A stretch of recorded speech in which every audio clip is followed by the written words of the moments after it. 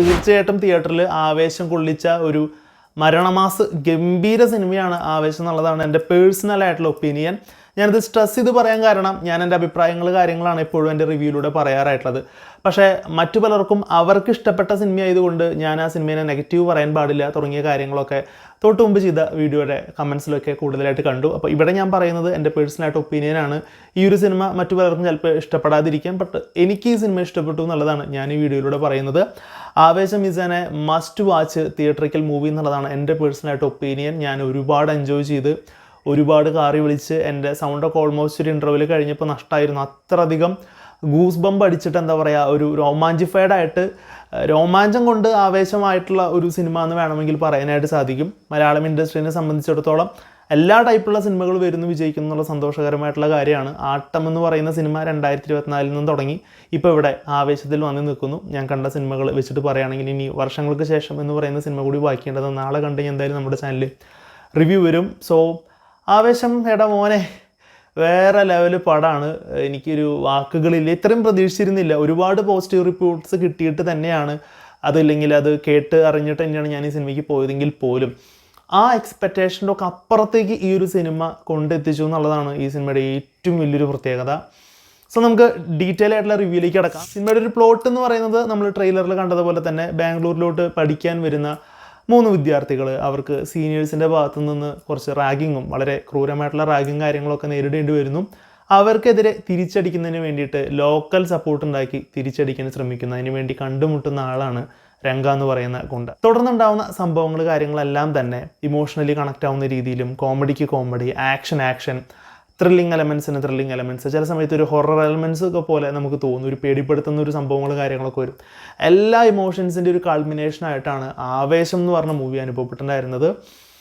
കിടിലം പടം. എനിക്കിത് പറഞ്ഞാലും മതിയാവുന്നില്ല, കാരണം ഞാൻ അത്രയധികം എൻജോയ് ചെയ്തു. ഞാൻ തൃശ്ശൂർ ജോസ് തിയേറ്ററിലാണ് കണ്ടത്. അപ്പോൾ നല്ലൊരു വൈബുള്ളൊരു ഓഡിയൻസ് ആയിരുന്നു. തിയേറ്ററിനെ പറ്റി പിന്നെ ഞാൻ കൂടുതൽ പറയേണ്ട ആവശ്യമില്ല, കാരണം ഡോൾബി അറ്റ്മോസ് 4K തിയേറ്ററാണ് ജോസ്. കിഡിലൻ എക്സ്പീരിയൻസ് ആയിരുന്നു. ഈ ഒരു വർഷത്തിലെ ഒരു ബെസ്റ്റ് തിയേറ്റർ എക്സ്പീരിയൻസ് എന്ന് വേണമെങ്കിൽ പറയാനായിട്ട് സാധിക്കും. ഇനി ഈ സിനിമയിൽ എനിക്ക് ഇഷ്ടപ്പെട്ട കാര്യങ്ങളെ പറ്റി പറയുകയാണെന്നുണ്ടെങ്കിൽ ആദ്യമേ തന്നെ പറയേണ്ടത് ഇതിൽ റീബ്രാൻഡ് ചെയ്തിരിക്കുന്ന അല്ലെങ്കിൽ റീഇൻട്രൊഡ്യൂസ് ചെയ്തിരിക്കുന്ന ഫഹദ് ഫാസിലിനെ പറ്റിയിട്ടാണ്. എക്സാക്ട്ലി ഇത് റീഇൻട്രൊഡ്യൂസിങ് തന്നെയാണ് ചെയ്തിരിക്കുന്നത്. ഇതിൽ ഫഹദ് ഫാസിലിനെ നമുക്ക് കാണാനായിട്ട് സാധിക്കില്ല, അല്ലെങ്കിൽ മുമ്പുള്ള സിനിമകളിൽ എസ്പെഷ്യലി മിക്കപ്പോഴും പറഞ്ഞു വരുന്നൊരു കാര്യമാണ് ഷമ്മിയിലെ ഫഹദ് ഫാസിൽ അല്ലെങ്കിൽ ബൽവൻ ഷഗാവത്തിലെ ഫഹദ് ഫാസിൽ തുടങ്ങിയിട്ടുള്ള അത്തരത്തിലുള്ളൊരു ഫഹദ് ഫാസിലിൻ്റെ നേച്ചർ എല്ലാ സിനിമകളിലോട്ടും വരുന്നു എന്നുള്ളത്. പക്ഷേ ഈ ഒരു സിനിമയിലെ രംഗ എന്ന് പറയുന്ന കഥാപാത്രം രംഗ മാത്രമാണ്. അവിടെ ഫഹദ് ഫാസിലിനെ കാണാൻ പറ്റില്ല എന്നുള്ളതാണ് എനിക്ക് പേഴ്സണലായിട്ട് തോന്നിയിട്ടുള്ളത്. കിഡിലനായിട്ട് ചെയ്തിട്ടുണ്ട് ആ വേഷങ്ങൾ കാര്യങ്ങൾ. എൻ്റെ പൊന്നോ, അതിൻ്റെ കോമഡിയുടെ ചില ടൈമിംഗ് ആണെന്നുണ്ടെങ്കിലും ആക്ഷൻസ് ആണെന്നുണ്ടെങ്കിലും എക്സ്പ്രഷൻസ് ആണെന്നുണ്ടെങ്കിലും അഴിഞ്ഞാട്ടാണ് സത്യം പറഞ്ഞ ഫഹദ് ഫാസിലിൻ്റെ ഇതിൽ. ഒരു കൊമേഴ്ഷ്യൽ പടത്തിൽ കുറച്ച് ഓവറാണെന്ന് പുള്ളി ഇൻ്റർവ്യൂവിൽ തന്നെ പറഞ്ഞിട്ടുണ്ടെന്നുണ്ടെങ്കിലും ആ ഒരു ഓവറിന് കാണാൻ തന്നെ ഒരു ഭംഗിയുണ്ട് സത്യത്തിൽ. കിഡിലൻ എന്ന് പറഞ്ഞാൽ കിഡിലനായിട്ട് ഫഹദ് ഫാസിൽ ചെയ്തിട്ടുണ്ട്. ഇതോടൊപ്പം തന്നെ എടുത്തു പറയേണ്ട ഒരുപാട് അഭിനേതാക്കളും കൂടി ഈ ഒരു സിനിമയിലുണ്ട്. നമ്മൾ രോമാഞ്ചത്തിൽ കണ്ടിട്ടുണ്ടായിരുന്ന സജിൻ ഗോപുതിൽ അമ്പൻ എന്ന് പറയുന്നൊരു ക്യാരക്ടർ ചെയ്തിട്ടുണ്ട്. പുള്ളിക്കാരനും ഗംഭീരമായിട്ടുണ്ട്. നമ്മുടെ രംഗേര ഒരു വലങ്കൈ എന്നുള്ള പോലെയാണ് നിൽക്കുന്നുണ്ടായിരുന്നത്. കിഡിലനായിരുന്നു. പിന്നെ 3 കോളേജ് പിള്ളേർ, ഹിപ്സ്റ്റർ, മിഥുൻ, റോഷൻ, അവരൊക്കെ എന്താ പറഞ്ഞു കഴിഞ്ഞാൽ നമുക്കൊരു ഫസ്റ്റ് സിനിമയാണ് അവരുടെ എന്നുള്ളതാണ് എൻ്റെ ഒരു അനുമാനം. എനിക്കറിയില്ല, പക്ഷെ അങ്ങനെ തോന്നിയില്ല. അത്രയും കിടിലനായിട്ടാണ് പല കാര്യങ്ങൾ ചെയ്തിരിക്കുന്നത്. എസ്പെഷ്യലി ഈ ഒരു സിനിമ യങ്സ്റ്റേഴ്സിനായിരിക്കും കുറച്ചും കൂടി വർക്കൗട്ട് ആവാൻ തോന്നുന്നു. കാരണം അത്തരത്തിലൊരു വൈബിലാണ് ഈ ഒരു സിനിമ പോകുന്നത് എന്ന് കരുതി ഫാമിലീസിന് ഈ സിനിമ വർക്കൗട്ട് ആവില്ല എന്നല്ല, പക്ഷെ കൂടുതൽ ഈ സിനിമ ഇഷ്ടപ്പെടാൻ സാധ്യത കുറച്ച് യങ്ങർ ജനറേഷൻ ആയിരിക്കും. ആ 3 പിള്ളേരുടെ പ്രകടനം കിടു. അതുപോലെ തന്നെ കുട്ടി എന്ന് പറയുന്ന ഒരു ആളും കൂടി ഉണ്ട്, മിതുട്ടി എന്ന് പറഞ്ഞിട്ട് ഒരു സീനിയറാണ് റാഗിയാനൊക്കെ വരുന്നത്. പുള്ളിക്കാരൻ്റെ സീൻസും കാര്യങ്ങളൊക്കെ തന്നെ കിടിലനായിരുന്നു. പിന്നെ രംഗര കൂടി ഉണ്ടായിരുന്ന സംസാരിക്കാൻ കഴിയാത്ത ഒരു പ്രായമായിട്ടൊരാളുണ്ട്. പുള്ളിക്കാരൻ വേറെ ലെവലാണ്. ആളുടെ ഒരു സീനൊക്കെ വരും വേറെ ലെവൽ. പിന്നെ 2 ഹിന്ദിക്കാരൊക്കെ വരുന്നുണ്ട് രംഗര കൂടെ, അവരും കിടിലൻ. അവരുടെയും കുറച്ച് ഇമോഷണൽ കണക്ഷൻ വരുന്ന ഒരു സീൻസ് കാര്യങ്ങൾ ആക്ഷൻ സീക്വൻസിലൂടെ ഒക്കെ കാണിക്കുന്നുണ്ട്.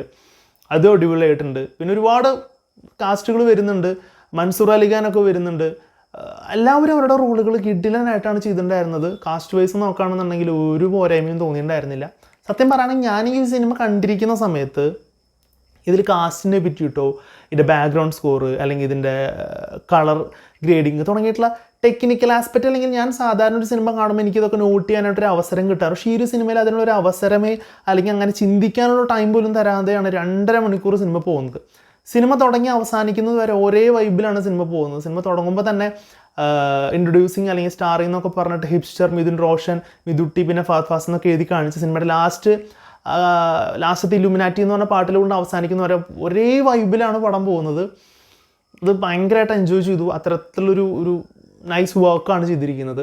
ഇനി ടെക്നിക്കൽ സൈഡ് പറയുകയാണെങ്കിൽ ഇപ്പം ഞാൻ അതിനെപ്പറ്റി ആലോചിക്കുമ്പോൾ അതിൻ്റെ ഒരു എന്താ പറയുക, editing Vivek Harshan, cinematography Sameer Thahir, music പിന്നെ പറയേണ്ട സുഷിൻ ശ്യാം. ഇവർ 3 പേരുടെയും വർക്ക് ഗംഭീരമായിട്ട് തന്നെ വന്നിട്ടുണ്ട്. സുഷിൻ ശ്യാമൊക്കെ ചെയ്തു വെച്ചിരിക്കുന്ന ചില സ്കോറുകൾ കാര്യങ്ങളൊക്കെ ഉണ്ട്. ശരിക്കും പേരിനോട് ആപ്റ്റായിട്ട് ആവേശം കൊള്ളിക്കുന്ന തരത്തിൽ. ഞാൻ ഇൻ്റർവെൽ സീൻസിലൊക്കെ എന്ന് പറഞ്ഞു കഴിഞ്ഞാൽ അത്രയും രോമാഞ്ചിഫൈഡ് ആയിട്ട് അത് അത്രയധികം ബഹളം വെച്ച് സൗണ്ടൊക്കെ പോയി. ഇൻ്റർവെൽ സീൻസിലൊക്കെ വരുന്നൊരു ആക്ഷൻ സീക്വൻസുകളൊക്കെ ഉണ്ട്. ഭയങ്കര ഇമോഷണൽ ഹൈ എന്ന് പറഞ്ഞാൽ ഭയങ്കര ഒരു ഇമോഷണൽ നമുക്ക് ഭയങ്കരമായിട്ടൊരു ഹൈ കിട്ടുന്ന തരത്തിലുള്ള ആക്ഷൻ സീക്വൻസുകളും കാര്യങ്ങളൊക്കെയാണ് സിനിമയിലൂടെ പോകുന്നത്. അത്രയും കിടിലനായിട്ടാണ് ഇതിൽ ടെക്നിക്കൽ ടീം വർക്ക് ചെയ്തിട്ടുള്ളത്. ഓൾസോ ഇതിൻ്റെ കോസ്റ്റ്യൂം ചെയ്തിരിക്കുന്നതാണെന്നുണ്ടെങ്കിലും അതുപോലെ തന്നെ എൻ്റെ സൗണ്ട് ഡിസൈനിങ് ആണെന്നുണ്ടെങ്കിലും ഒക്കെ തന്നെ കിടിലനായിരുന്നു. എനിക്ക് ഒന്നും പോരായ്മയായിട്ട് ഇതിവിടെ ഇങ്ങനെ ചെയ്യാമായിരുന്നു അല്ലെങ്കിൽ ഇതിവിടെ മോശമായി പോയി എന്നൊന്നും എനിക്ക് ഒന്നങ്ങനെ തോന്നിയില്ല. ഒന്നങ്ങനെ ചിന്തിക്കാനും സമയം തന്നില്ല. എൻ്റെ ശ്രദ്ധയിലൊന്നും പെട്ടില്ല. ഇൻ്റർവെല്ലിന് ശേഷമുള്ള ഒരു കോളീസ് വെച്ചുകൊണ്ടുള്ള ഒരു ആക്ഷൻ സീക്വൻസ് കാര്യങ്ങളൊക്കെ ഉണ്ട്. അതൊക്കെ വേറെ ലെവലാണ്. ക്ലൈമാക്സ് ആക്ഷൻ സീക്വൻസ് ആണെങ്കിലും വേറെ ലെവലാണ്.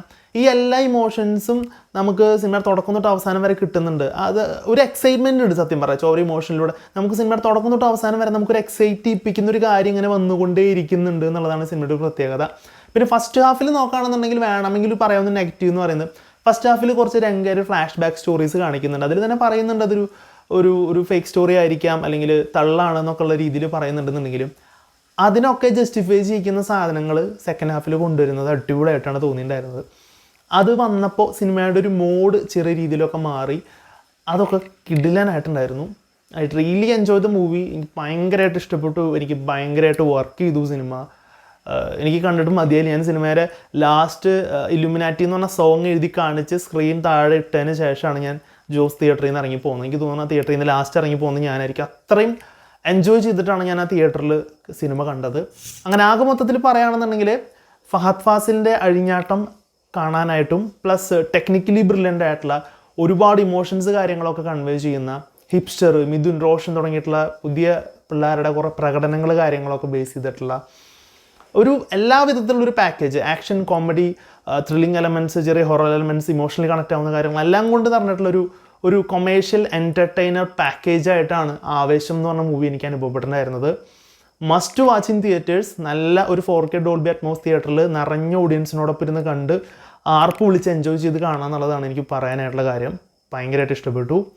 സോ ഈ സിനിമ നിങ്ങൾ കണ്ടിട്ടുള്ളവരാണെന്നുണ്ടെങ്കിൽ നിങ്ങളുടെ അഭിപ്രായം കാര്യങ്ങൾ എന്താണെന്നുള്ളത് തീർച്ചയായിട്ടും കമൻറ്റ് ബോക്സിൽ രേഖപ്പെടുത്തുക. വീഡിയോ ഇഷ്ടപ്പെട്ടാണെങ്കിൽ ലൈക്ക് ചെയ്യുക, ചാനൽ സബ്സ്ക്രൈബ് ചെയ്യുന്ന കാര്യം ഒന്ന് പരിഗണിക്കുക. മറ്റൊരു വീഡിയോയിൽ കാണുമ്പോഴേക്കും ഗുഡ് ബൈ.